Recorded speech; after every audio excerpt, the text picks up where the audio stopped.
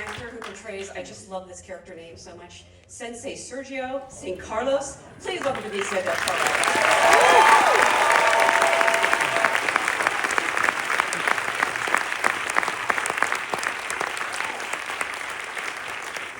Fantastic actor who you may have seen her award-winning turn in 1001. She plays Perfidia in the film. Please welcome Tiana Taylor.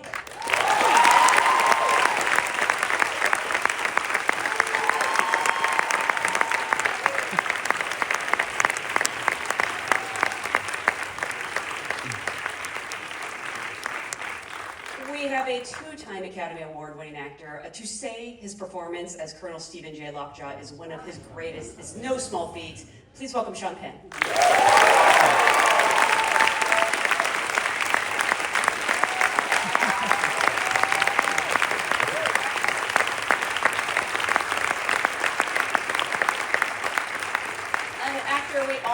We all know she's a comedic genius on screen. She absolutely breaks our heart in this film. Please welcome Regina Hall. We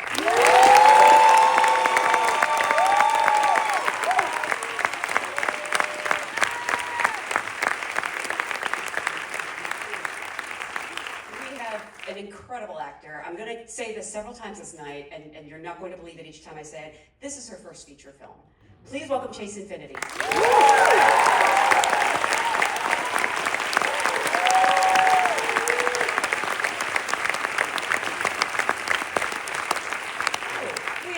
Academy Award-winning actor. This is someone who has never delivered a less than exceptional performance. His portrayal of Bob Ferguson is no exception. Please welcome Leonardo DiCaprio.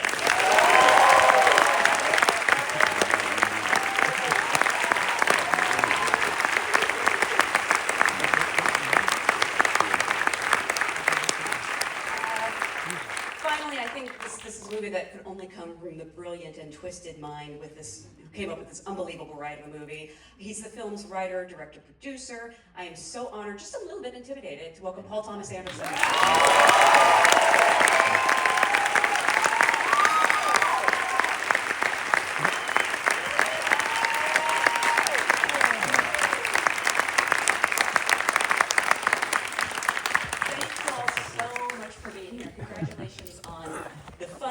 Most dramatic, tensest movie of the year. It's such a great film. I literally said this, I don't know if my most anticipated movie of the year has also ever been the best, so this is quite an achievement. I think this audience would agree with me. This is not an audience of your fellow actors. So I actually love to go back to the beginning, the very start, and ask, how did you get your SAG card? What was the job? And Paul, I'm so fascinated because I know, your dad was an actor, you have such a way with actors. Have you ever acted? No, I haven't. It's too late for me. Maybe they know it. I think I'm secretly a very closeted actor. I love working with actors. It's the great thrill of making a film for me. It's the best part of the job, but I have no desire to be an actor because I know too many good ones that I want to see do it. You never did like a school play or anything? No. Wow. Not even like a Christmas pageant or something? No, I wanted to write them and point them around and tell them what to do. I didn't want to do it. That's amazing. Leo, for you?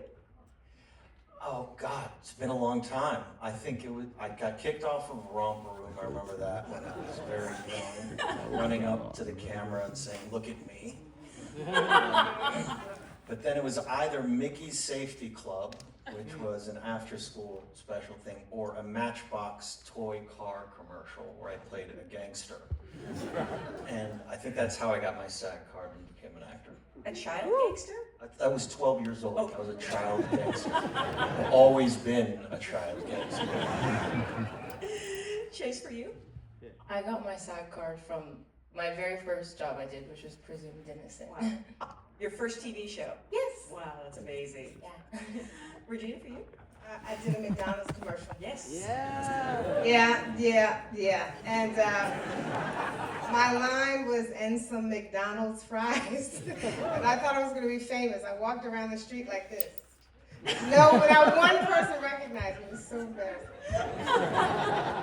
Well, you weren't wrong. It just took a little longer. Yeah, like 20 years. Sean, for you? There was a Barnaby Jones episode where he was investigating a rehab center for teenagers where one of the counselors was selling us drugs. And Ed Harris was the counselor, and Madeline Stowe was the special guest star, and I was somewhere down there and had a few days on that. And, yeah. Wow, you're kidding. I thought you were gonna say you were the counselor. You were the kid. Say again? I thought you were gonna say you were the counselor, but you were the kid? I was 19 years old, yeah. Wow, amazing. Tiana, for you? I did this movie called Stomp the Yard 2, and that's how I got my little SAG situation. I was like, you couldn't tell me nothing with my SAG card. I gave it. I was so excited that I was actually happy to pay my dues too. I was like, okay, I gotta pay my little monthly dues. Okay, cool. Benicio? I played, I was a guest star in a TV show called Private Eye, and the great Lupe Ontiveros played my mother, and Margot Kidder was in it too. Oh, wow. It was just going in there and jumping fences, Oh, amazing. tucking and rolling. Yeah.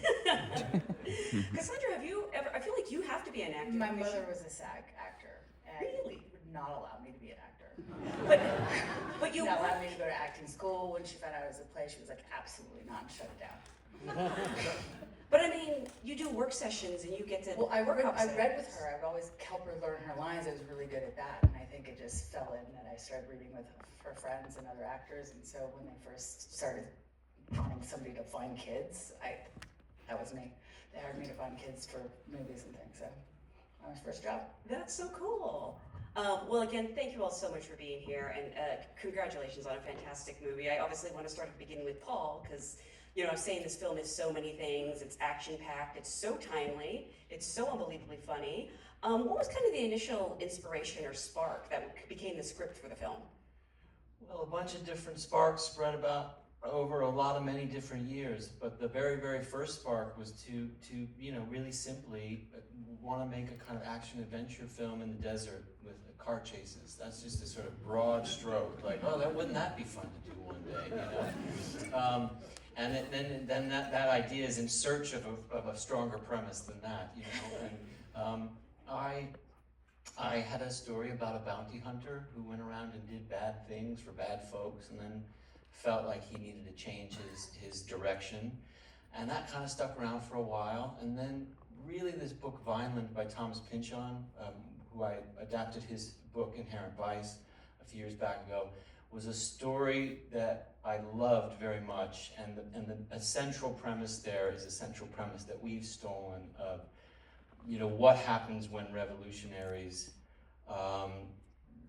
scatter, and what happens when one of them, Bob, in the book, his name is Zoid, ends up in the Northern California woods with a daughter to raise, and the past comes back to haunt them.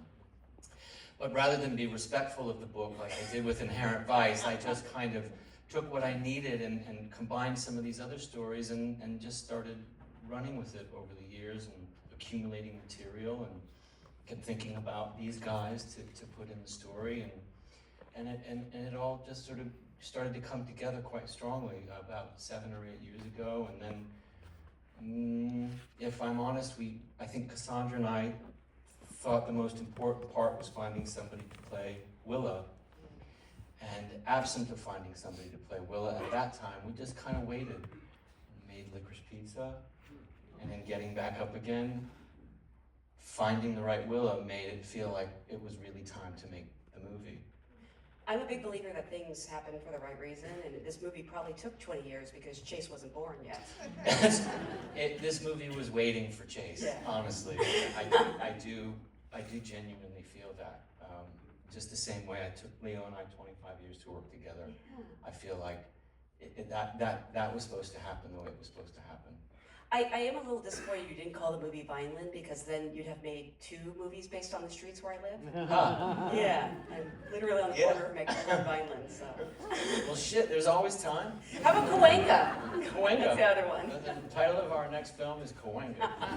You heard it here first. Okay. Leo, for you, I've heard you said you've been wanting to work with Paul for some time. Why was this the right project? What was it like to get that call or text? I don't know how Paul Thomas Anderson reaches out to people. It's kind of a ongoing conversation, and a lot. You know, he's talk with them and hires my dad for a movie, and then you continue to run into each other. And it's, I got that thing, I'm brewing on it. I just love that this was something that he'd been thinking about for such a long period of time. And I love the idea, the premise of this, you know, this. What Bob was to me was obviously a revolutionary, but he's so disconnected from the reality that he lives in. How he's supposed to raise his daughter, he's completely incapacitated. He's a drunk, he's a stoner, and then his past comes back to haunt him. And just the singular idea of not having an obvious through line with a character that would spring back into action, and everything sort of stops the moment you realize he can't remember the goddamn password. And those one singular ideas kind of consume the entirety of the narrative and the character. He's just propelling himself forward, even though he's constantly making mistakes and he's not, you know, achieving what he's supposed to achieve in the movie. But I think we'd be remiss to not mention, you know, a very pivotal person that was a part of this, and that was Adam Sumner, who both of us mutually worked with, and was a very beloved, dear friend of ours. And I think kind of said it's time. I think he said that to Paul. It said, you know, I just worked with Leo. I think it's time you guys do this. And he was really the glue in a lot of ways that I think made this project happen for the both of us. I just have to say, and I think actors will appreciate this, the scene on the phone. First of all, the guy's just doing his job, but we all feel your frustration. That actor is fantastic. Were you actually working with him? You're kidding. Okay, was he on the phone or in the room or? Wow. Oh, Wow, because you really feel your frustration. I was like concerned about you afterwards. Yeah. The wokeness became entirely I had to get a massage yesterday, and someone asked why I was so tense, and I was like, well, I just saw this movie, and it's got these chase scenes, and I was like, but there's a scene on a phone where I just got so frustrated. So truly felt it. And Chase, I'm gonna say it again. I can't believe this is your first film, and I'm sure every actor here wants to know the story of how you got cast, how you landed this amazing role. Where did it all begin? Was it a self-tape? Did you meet Cassandra? It was a self-tape, and I was about like a month into shooting Presumed Innocent, and I got an email in my inbox, and it said PTA/CK production, and I was like, okay, cool, and sent it in, didn't think anything about it, and then about a month later, I got a call from Cassandra saying, hey, Paul would like to meet you, and I was like, okay, cool, sounds great, and then she gave me details about what to prepare and what to practice. And then before she hangs up, she goes, also Leonardo DiCaprio and Regina Hall are gonna be there to do a chemistry read. And then was like, okay, I'll see you there. And I was like, excuse me? And then I go to the chemistry read, and it went great, and didn't really think anything about it. And then I just kept getting calls back from Paul and from Cassandra to come in for a camera test, and I got to read the script and just to have a lot of great in-depth conversations with Paul. And then it kind of went silent for a while. And then in October, Paul called me and asked me to come out to do some karate training as like a final audition. And then right before I was about to go back home to Chicago, he was like, so you got the part. Okay, so this is what we're gonna do next. And I was like, okay, cool, we're hitting the ground running, I'm ready to go. It's amazing. Cassandra, I mean, it's obvious seeing Chase in the film, but what was it about her tape that stood out, or what was it that caught your eye? Well, first of all, she's one of the most unique looking people I've ever seen in my life. And in fact, there was a time where I even asked you to send me pictures of your family. I wanted to see like everything and everybody, but also like your dance tapes. When I saw her be able to dance and do her K-pop routine, I was like, she can learn martial arts. And you then told me you had been teaching kickboxing to pay through school, and I was like, this is great. And we went to a gym together, and actually did some kickboxing, and we videoed it. And I was like, she's checking all the boxes. It was a very, very, very tough role. I mean, all the things that this girl needed to be. And there was Chase, thank God. Was it the most challenging role to cast in this movie, or was that something else? Well, it was the first challenging role, I'd say. They all become a little challenging at some point, because it's like there's people are closer, it's this, but we really need that. I mean, Tim Smith was really hard, really, really hard. And once again, I call Mr. Hoogenacker an absolute unicorn, because it was another thing. He needed this. And, and we're so detail oriented, I think, Paul. I think we gotta get over that a little bit. I mean, it's like why it takes us so long. That's why Chase didn't hear from us for a few months. We sit and we think, we overthink, we talk, and we're like, well, let's do one more thing. I was actually going to ask if there was like some sort of chemistry read, and Regina, I'm fascinated to hear you being there as well. What was that sort of like? I mean, you're going in and you're auditioning for a big role, but you also have these two amazing actors you're working with. Obviously, it worked out. I would definitely say so. How did you psych yourself up for that? I really just, if anything, was trying to be like, okay, I'm here to do my job and make sure that I do it well and show for the other people in the scene, regardless of who they are and their status and their accomplishments. And I think that just grounding myself in that thought of being like, I'm here to show up for myself and show up for Paul and show up for Leonardo DiCaprio and show up for Regina Hall, I think that really, if anything, centered myself and let me hone in to Willa. Can I ask what the scene was that you did, or was it a different scene? Yeah, it was a Bluto scene. Yeah, I think it was the scene, when at the kitchen table, right? Is that right? That was And the then I first think one, we did the probably. scene, when we did the scene with Regina in the bathroom, I think. And maybe there was another scene in the van that we did too, We did the box scene that was not in the movie anymore. Which one? The box scene, The box scene, yeah. the fight. Yeah. No, we did a well and proper audition. But it was a lot of fun. Like, I remember being Bluto and Leo yelling at me, and you were running around with this camera, and I would be videoing when I wasn't acting. It was like, we had a lot of fun, I thought. Yeah. Was it fun for you, Chase?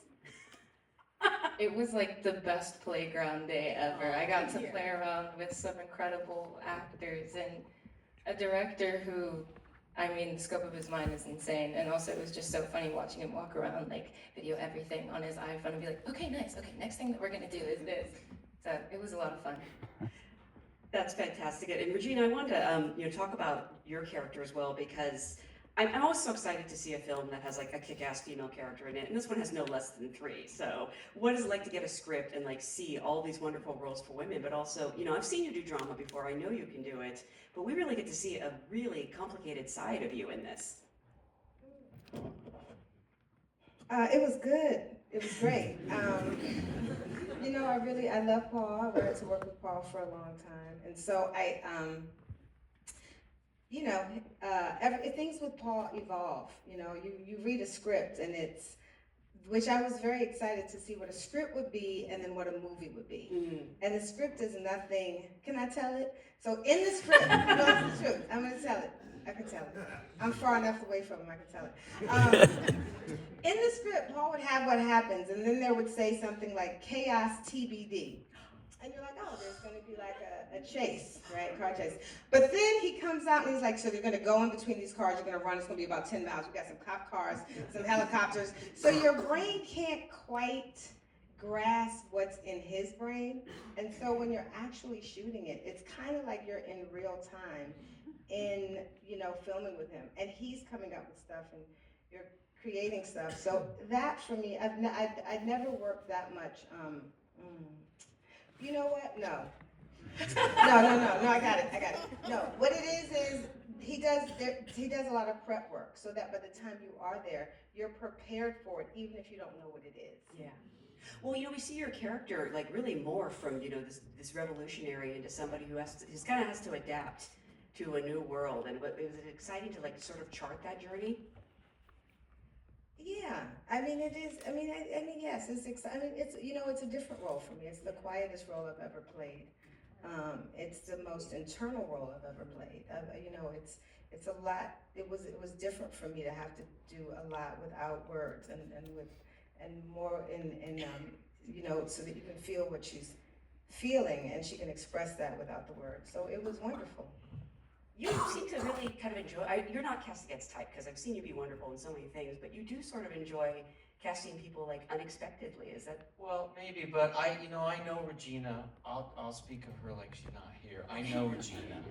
I know her personally, and I know her soul. I know a part of her that maybe is in films often, and I know that besides wanting to work with her as a friend and a terrific actress, you're asking yourself what is the purpose of this part? This purpose of this part is one of the surviving members of the French 75 who probably has adapted to find a way to fight her own revolution. You know she's doing more legitimate good work. You know that she's still in the fight in maybe a more proper and legitimate way. But really you need somebody to play bass in this story. You need somebody to hold in a swirling chaos of crazy people. He's completely unreliable. You know, Benicio comes on late as somebody a little bit more grounded, but has his own whole other story. You know, the probably the most potentially sane person is Chase, but she's handcuffed. So you're casting somebody, and what you get by having Regina is a soulfulness and a grounding quality that the story desperately needs. And you also need to know that, at least temporarily, Willa is in good hands. Yeah. I think that helps an audience progress through the journey. And it also makes it really fucking horrible when she fumbles around the finish line. Yeah. You know?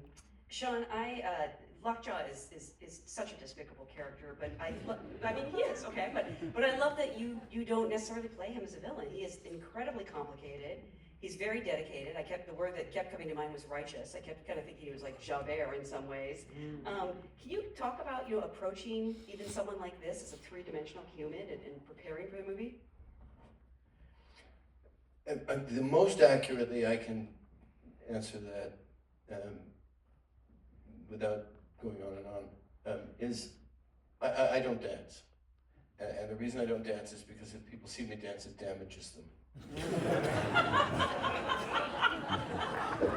But in lieu of dancing, I act sometimes, and I find that sometimes that doesn't offend people. And I am a guy sitting here sort of like, if you think of a social occasion you were at, I don't know, 8, 9 months, 10 months, a year ago, maybe you had a little drink and someone put the music on and danced. Well, Paul's script was that music. I danced. I kind of don't remember how else I got there. And here we are.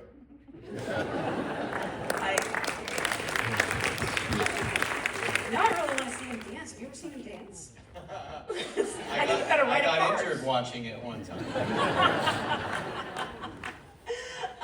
I have, you've worked with so many amazing directors. You're a fantastic director yourself. I've heard you say that, working on this movie kind of made you fall in love with acting all over again and working with Paul. I was wondering if you could, elaborate on that a little bit more. And when did you first fall in love with acting? When did I first what? Fall in love with acting. Sort of by accident, because I had started with Super 8 movies with the idea of directing, because I like to pick where the angles were when in high school. Inspired by my younger brother, who was already doing that. And it turned out that I was in a small group who didn't do homework. And so when we would shoot at night, the Ektachrome film that you could get with the magnetic strip, I had to also act.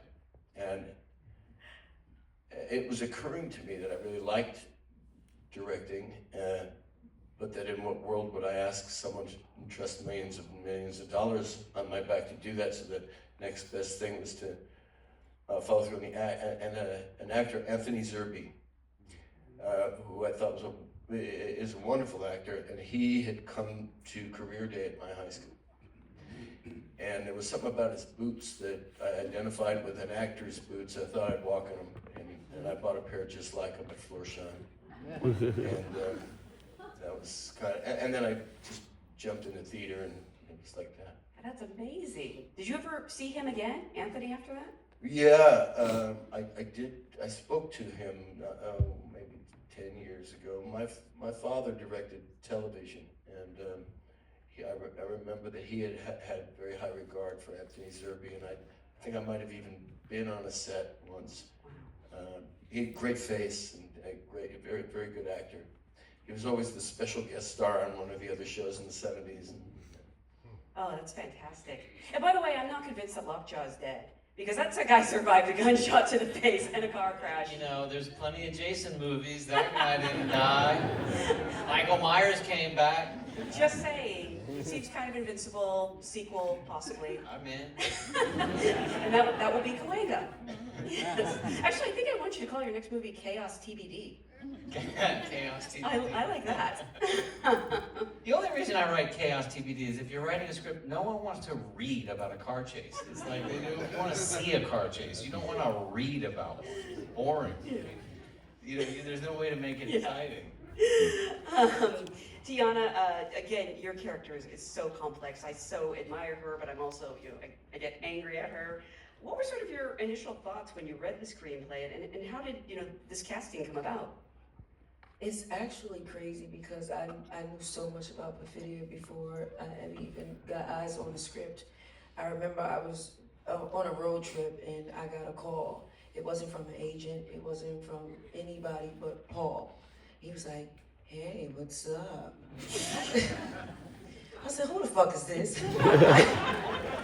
I had been on the road for so long, and it's like, you would never think in a million years that PTA would be calling your phone.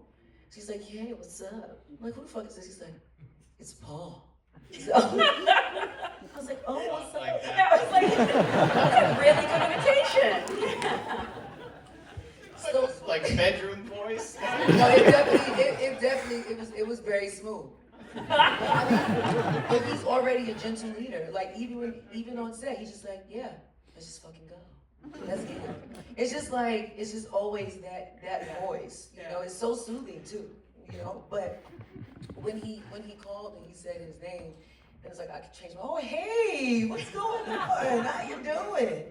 He was like, "I have this character, she's so special to me," and we kind of just chopped it up from there. And I was like, "Listen, I'm willing to ride. If you ride with me, I'm riding with you. If you fucking with me, let's do it." And we really that's really been my role dog. My hair got a little bit longer, but it was the Pixie twins. So I used to call them twin. I'm like, what we doing, twin? Like, let's just do it. And we did a camera test, and the rest was history. We did a lot of workshopping, and we played with Perfidia's layers, and we created a color palette for her. It was an amazing honor to be a part. Did you also have any kind of a chemistry read with Leo? I did, and I think that was the very first thing that we did after the conversations that Paul and I had, and I remember coming. It was me, Paul, and Leo, and he had the phone. It was so funny that Chase said that he had the phone. He's like this, and me and Leo is reading, and I remember it's like this scene where we get into an argument, and I walk into the house. So Paul's in the house filming. He's like, yeah, you did it. It was like a proud uncle, and I was just like, it was just so dope to see him so invested and so proud. And I already was gonna go hard for him regardless, but after that, to see someone believe in you so much, after hearing so many no's and seeing this icon, this GOAT, give you that yes, it meant everything to me. And I knew from that point on that it was just yeah, this is either mine to lose or mine to keep. Yeah. And I'm here for keeps. Yeah. So I continue to put in the work. I think her imitation of you is pretty good. What do you think you sound like? It was like Barry White calling on. Hey. Paul will definitely call you on the phone like this. That's Paul. Leo, I'm gonna guess it's been a while since you auditioned for anything, but doing chemistry tests with people like this, I'm sure you have a certain empathy having been on the other side. What do you sort of, think or do to put them at ease? Yeah, it was interesting. Like, with Paul, it's a process. It's not like a strict, specific audition. You have your lines, but then you improvise, and then have another conversation, and you come by for a visit, a lunch. You hang out a little bit, maybe do a little karate, like you said. It's like, do I have the part?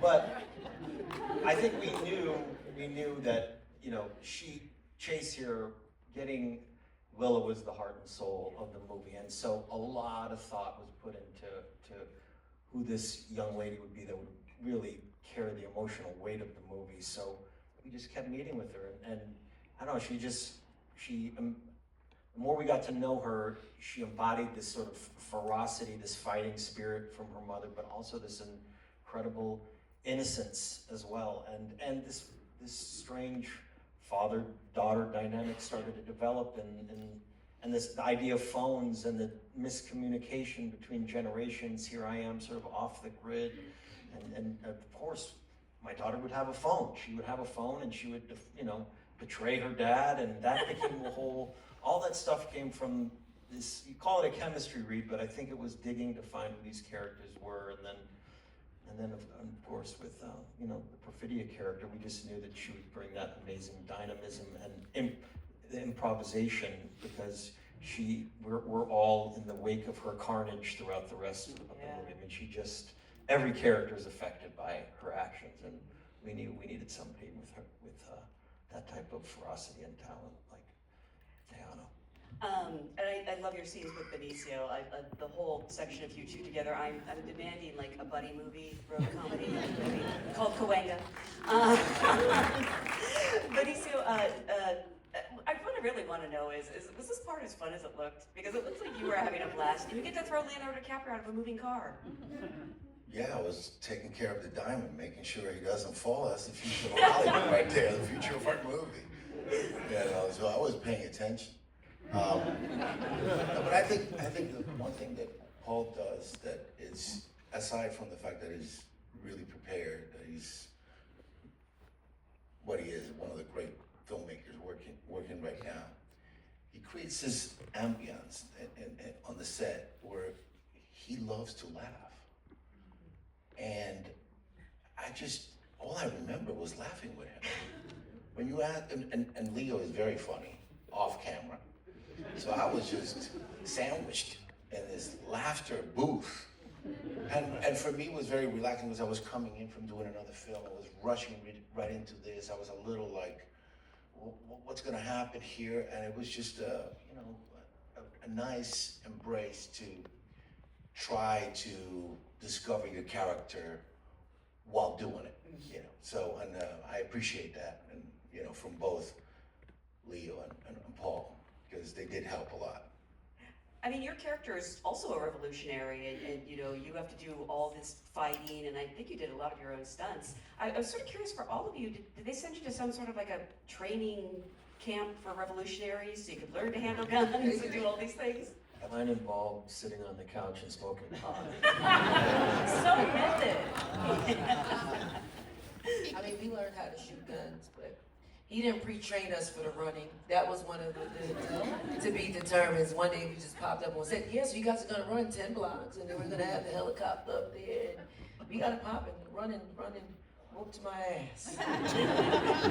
Whooped my ass. Some people are sprinters, and you see Teyana run in the movie. She runs really, really fast. Yeah. But she's a sprinter. So you want her to do 50 yards, and she will win the race. But if you ask her to do 100, she's gonna be fucking pissed off. You got one scene that didn't even make it. I was like jumping over the fence with stuff in my hands. I was feeling like Tom Cruise. Like I was really kind of, I was in there. When I seen that scene was deleted, I'm like, I was out running. Man, when I tell you, I was out of there, and I just knew that was making. I said, oh yeah, when they see this shit in the theaters, it's about to go. You're like, yeah, we're reshooting. I pulled a muscle. Oh yeah, my baby, her knee gave out. Her knee gave out. Yeah.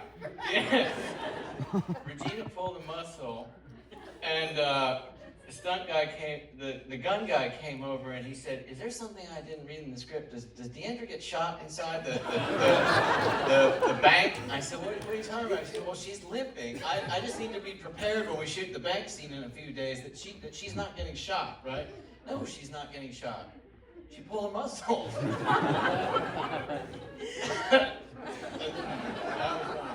Revolutions are hard.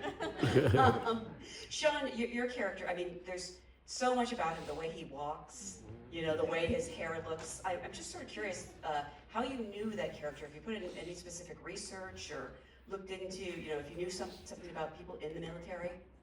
Well, there's of course you're doing that, but the center of it was, like I said, you sort of hearing the music of it, and then sitting down with Paul, and we did a couple of times, I think, like went through the script page by page, and here and there I'd offer him a little sense of that dancing that I will show,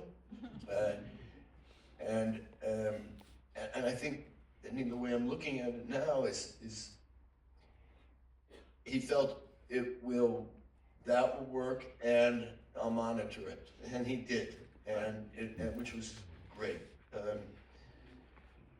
Yeah, I stand by my first answer in the sense that, yes, of course you do research that's academic sort of and experiential, but the heart of it comes from the writing, and when Benicio says ambience or environment, it's sort of that classic thing that all of us as actors, I think, you know, hear about and wait to really feel. I remember B.B. King said one time, you know, sometimes I gotta play an A chord for a half an hour before I hear it. Well, sometimes we gotta act in a lot of movies before we run into a director who actually creates an environment that is freeing and exciting. And Cassandra, I'd love to know from your point of view, you've worked with Paul on several movies. I assume you have a shorthand by now, but what does that relationship like? Like, how much guidance do you give her? Is it kind of a wide berth? Where do you even begin? Do you want to answer? No, you, I don't even know. It's different on every movie and every role, really. It's like, just like the characters have personalities, it's the same way with that. Some I go off and do lots of stuff and you have no idea and you see 2 things, and some you see like 100 things. Like, it just depends on case by case. And sometimes we're doing actors, and sometimes we're doing real people, and sometimes we're doing military folks, and sometimes we're looking for nurses. It's like, it just depends, like, where we mix it. And I mostly go off a lot alone. I'm always alone. So I'm to like Marfa or El Paso weeks and weeks in advance. So by the time you get there, I've got the whole town, you know. Yeah. Yeah, I They know understand you what's cast a lot of non-actors in this movie. going on. Where do you even begin with that? Well, with their jobs first. You go, okay, if you're a nurse, let's like go find some nurses. And you know, then sometimes you come across something else and it actually is a better idea, so then a nurse becomes something else. It just completely depends. And when you have like an embarrassment of riches like this, you kind of want to keep them on their toes too by throwing in real people. I mean, the jail nurse, like at one point turned to Leo and was like, look at me when I'm talking to you. And he was like, wait, what's happening right now? Like, Oh, she's a real nurse? oh yeah. Oh man, she's fantastic. Teacher, like there's so many people in there, like all the nurses are real. And they were just great. They're just doing their job, but at the same time, they were not weirded out by cameras or video or anything. And that's the fun stuff, is when you're out there really looking for, you know, that to make it more authentic. Do they come to you, or do you like put out a call? Oh, I mean, I tell everybody what I'm doing. Everyone I meet, I tell them what I'm looking for. I go into people's homes. Wait, with their permission? Oh, yeah. Complete strangers. I go into their homes with my camera and like meet their families and audition them all. I mean, And I'm always by myself doing it, I have to say. I was like, yeah, I probably haven't been abducted or killed. I think it's part of embracing some. So we went to so many different communities. El Paso was a key city for us. But all that stuff with Benicio, and being in a place and being, not wanting to impose anything, but to really sort of tell them why we were there, embrace them, have them be a part of what we were doing, and it helps us. I mean, it keeps us on our toes. It helps us be authentic to that place, respectful to that place. It makes the experience so wonderful. All the family members of Benicio that we found and we work with, our El Paso locals, who really out of the gate were great, but kind of by the second day really got it. The learning curve was so fun to watch that they got it. And it was a pleasure to do that. Again, in Eureka, where we shot The Cabin in the Woods, we were embracing that community, finding kids. All those kids were from the high school dance, at the senior dance in Eureka, where we went and we scouted and we saw what music they played and we saw the kids there. And without being too creepy, I said, "Would you like to be in a movie?" No, we had, a better version of that with Cassandra sort of going up. I love it. I mean, and I'm getting texts still. They're like, "Are you coming to El Paso? Are you gonna have a screening?" They're still involved. Yeah. And I'm always telling them, they're like, "Am I in the movie still?" Like they're so excited. They don't even care if they do. They just loved the whole experience.